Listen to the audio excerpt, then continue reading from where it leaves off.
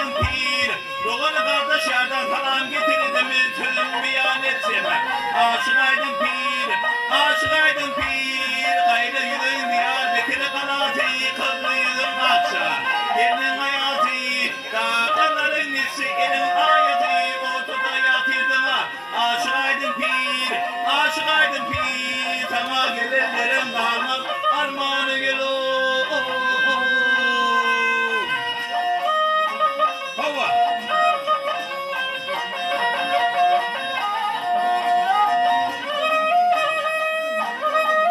Yar sana gelenlere kalmak armağanı, teşekkür etlere verdin bir mani.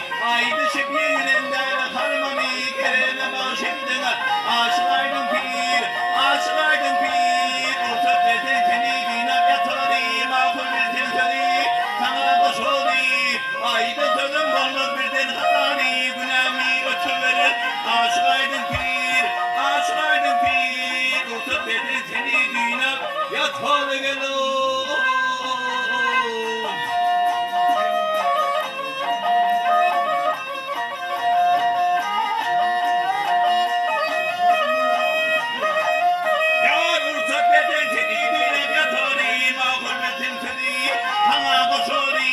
Aydın kılın bolluk birden hatari, günahımı ötüverir.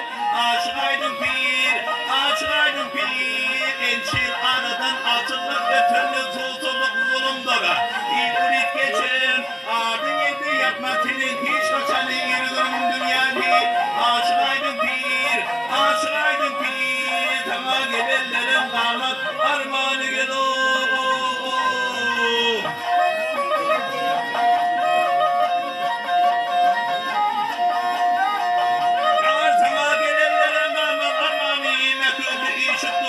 Onun şari, şerbetlerin ele atıldığı tarihi koltuğundan koyanı. Aşık aydın pir, aşık aydın pir. Dinlerken kümmetin sinar, la görün yolu.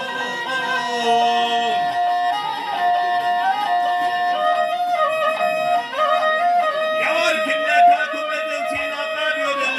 Aşık maşukları, bu şirip görün. Yar gururi dürünle dürenler, türenle gel.